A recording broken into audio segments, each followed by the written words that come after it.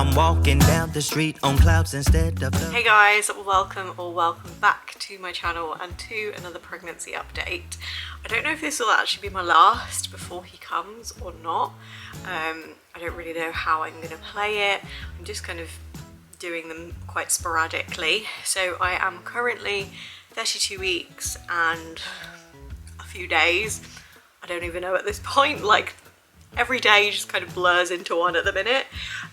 So yeah, well into my third trimester, which is just insane. I feel like it was literally only a couple of weeks ago that I found out that I was pregnant, although I have to say this last kind of however long it's been since I filmed my last update, like in terms of weeks, has been the longest, despite it feeling like it's not been that long at all and it's flown by. It's bizarre. But anyway, I'm going to get into that in this video. I'm going to talk through symptoms, how I've been feeling, what's going on at the moment, and all of that fun stuff. So if you haven't already, grab yourself a beverage and a snack. I've grabbed myself a double chocolate mocha. And yeah, let's dive in. So I just want to chuck in a quick disclaimer maybe. This video probably will be TMI, maybe a little bit more on the negative side, because I have just reached that point in pregnancy. So take this video obviously with a pinch of salt, and if you don't like TMI stuff, then just click out the video now. So I'm going to start off with symptoms. So in terms of symptoms, the one thing that has stood out so much, and I think I did touch on this in my last update video, that is like the pain and discomfort. Now I don't know if this is just a second time round kind of thing, like where my body kind of, I think again I said it in that last video, that my body almost didn't have a huge amount of time, and not that I focused on it at least, to kind of, it recovered obviously from my first pregnancy, but it didn't get tested, it didn't get worked out, it didn't, get re-strengthened in between pregnancies. So I feel a lot weaker this time. I feel a lot more aches and pains and things, and a lot more discomfort. So yeah, that is the thing that has kind of stood out over the last couple of weeks, well, couple of months really. Predominantly pain in my hip and kind of pelvis and stuff like that. That's what I've been suffering with the most. I've been suffering with general aches and pains anyway, which I think is more fibromyalgia kind of side of things than pregnancy, because it's just joints and things, although that could be just hormonal related. I don't know, maybe there's extra relaxin going through my body at the moment, I don't know, preparing for labor and stuff. But yeah, the main kind of pain that I've been having is in my left hip, which is making sleeping even harder, because obviously you're advised to try and sleep on your left side, and I just can't because it hurts so much. And I don't know if it is sciatica, he's moving now, I don't know if it is just sciatica or what, I don't know what it is. I have a feeling that it probably is, because it is more kind of right from the top of my hip, back here, all through kind of my bum and the top of my legs, and it is only on that one side. So I think it is sciatic pain, and I'm ever hopeful that obviously it will go away as soon as he's born and that nerve is released. I don't know, but I'm probably going to start trying to do some pregnancy yoga or something for these kind of final few weeks, just to kind of try and ease it a bit, because it's getting to be rather annoying now. It's getting to the point that I can't really go out or go very far, and I have to stop if I do, and it's just a bit annoying really. So I'm going to try and either release the nerve if that's even possible, or just try and help the pain in general over the next couple of weeks. And the other thing, like I say, is just kind of discomfort in my pelvis. So for the last couple of midwife appointments I've had, he has been head down, and my god, I can feel it. It's it's intense. And like I say, I don't know if that is just a second time round thing. Maybe my pelvic floor's a little bit weaker this time. Well, it probably is. And yeah, that discomfort when he moves now especially is just intense. Like the general movements of like the kicking and the like punching and things, they're quite painful. They're a lot stronger actually, I would say, than my pregnancy first time round. And it's bizarre because in both I've had an anterior placenta, so I thought that they would be quite similar, and I didn't feel movement kind of this strong until a lot later on with my pregnancy with Soph. So this is just bizarre. But yeah, so that hurts, or it's like really quite uncomfortable, like it kind of gets me like that, makes me feel a little bit nauseous. And the just general, when he actually moves, like I can just feel this like pressure in my pelvis, and it's just so uncomfortable. And it's usually like when I'm out and about, like if I'm walking about and stuff, because I've like woke him up or whatever, and I literally have to stop in my tracks because I literally turn into John Wayne and I cannot move my legs. It's just so uncomfortable, and I have to just kind of stop for a minute and wait for him to settle himself, and then carry on. So yeah, that's the thing that I've been kind of like maybe hyper focused on, I don't know, because it's just been the thing that has just been there all day every day for the last, like you say, couple of months now.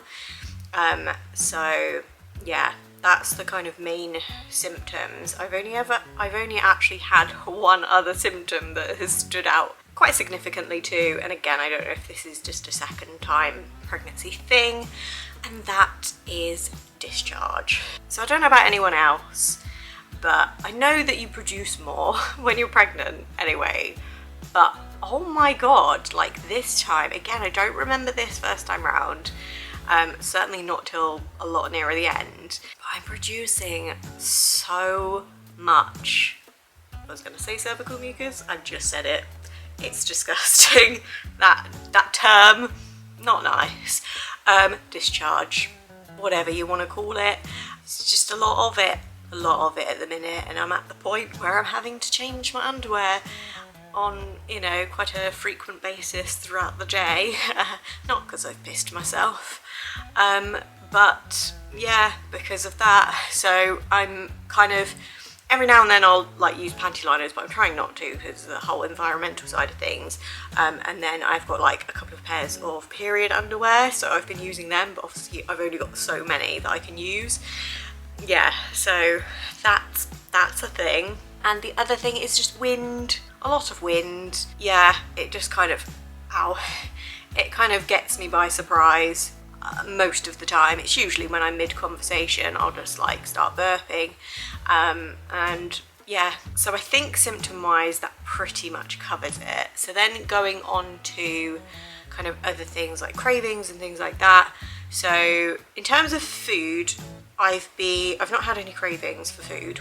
Weird, but probably a good thing. But I have noticed, probably again in the last couple of months, and that probably is just due to his size and all of that sort of thing, and just general kind of lack of room and being uncomfortable. But I have noticed I'm having to eat more kind of little and often, rather than 3 big meals a day and a couple of snacks. I'm literally just having to have little things all throughout the day. But something that goes alongside that is also the fact that I'm freaking ravenous all of the time. This is something that I definitely noticed in like the first trimester, and it has come back. Probably is a good thing. It's my body preparing, making sure I've got enough energy, fattening the baby up, all of that sort of thing. So taking it as a good thing, and I'm just kind of listening to my body and doing what I need to do when I need to do it. But yeah, so that's that. And craving wise, the only craving I've actually had this pregnancy so far has been for carbonated drinks. So predominantly like Diet Coke and like lemonade and things like that. But if I can't get that for whatever reason, or obviously like I'm trying not to, because obviously a lot of those things have caffeine in them, I'm drinking a lot of fizzy flavoured water, because nothing else can quench my thirst at the minute, and I just have that like need for the like bubbles in my mouth. I don't know what it is, but I have to say it's probably a better craving than I had, the only craving that I had with my daughter, and I was obviously pregnant at exactly the same time with her, and that was for mini eggs, which you can't get in winter.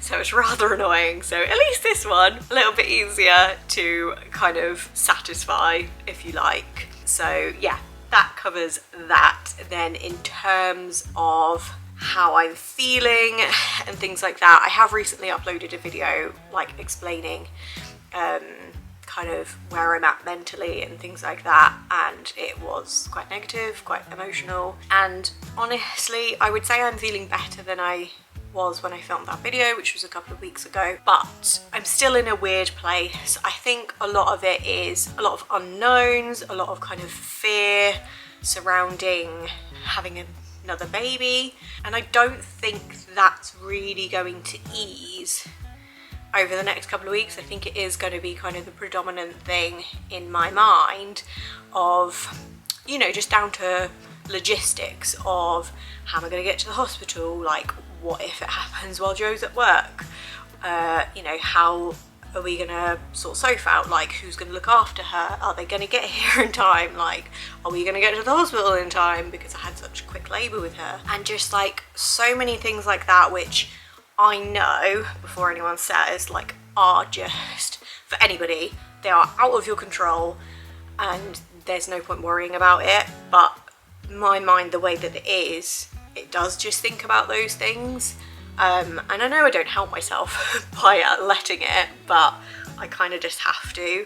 So yeah, I'm at a weird place in terms of like things like that, and like I say, just kind of wondering what he's going to be like, because I had quite a negative experience with a newborn first time round. I am scared, I'm not gonna lie. I'm scared of our general family dynamic, how Soph's gonna be when we've got another baby in the house. I'm scared of what he's going to be like, how my mental health's going to be like with him. And again, I know it's one of those things that don't know until the time, but it is something that I think about, and I think I'd be wrong in saying that I was alone in that. Like, I think a lot of people probably do think about those sorts of things, especially if they had more of a kind of negative experience first time round. You know, like my breastfeeding journey at the start was shit, and I don't want that to happen again. I want a more positive experience this time, and I just want a general more positive experience with a newborn. And obviously I don't know what's going to happen, so yeah, they're the few things that are kind of playing on my mind a bit at the moment. Excuse me.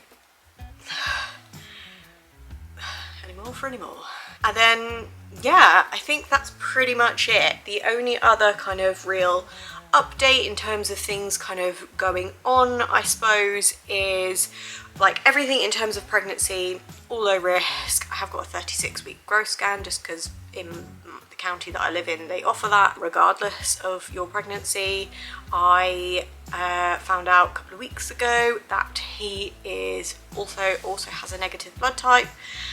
So it means I don't need the anti-D injection this time, which is awesome. And I don't have gestational diabetes, I don't have low iron or anything like that. All of my tests so far have been spot on, so I'm extremely grateful for that. Just like one less thing to think about, you know. But yeah, so health wise that's where we're at, and in terms of anything else, the only other thing I suppose is the house. So we have actually accepted, as of last week, a offer on a 3-bedroom house on the same road, which is super exciting, but we can't move until February, so that's a bit of a bummer. So it means that I'm gonna like set everything up for baby here and then have to move it all, which is a bit annoying, and having to try and move with a toddler and a newborn is, I can't imagine, very fun. So if you have any tips, please let me know down below. But yeah, it's exciting nonetheless. It's exciting to know that we can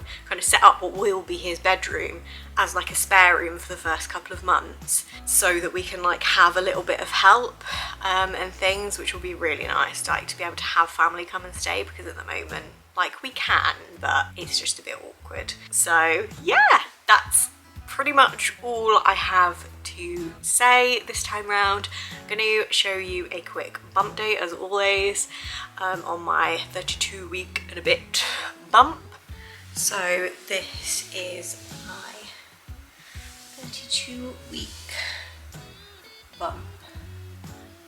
Like, I know I'm growing, but I feel like I've just kind of like plateaued recently, and I've just kind of caught up with the kind of growth that I was at with Soph. Like, I feel like earlier on I was so much bigger, and now I've kind of just like caught up. I'll try and find, if I can, my 32 week bump with Soph and compare it. But yeah, this is 32 weeks and a couple of days bump with baby boy.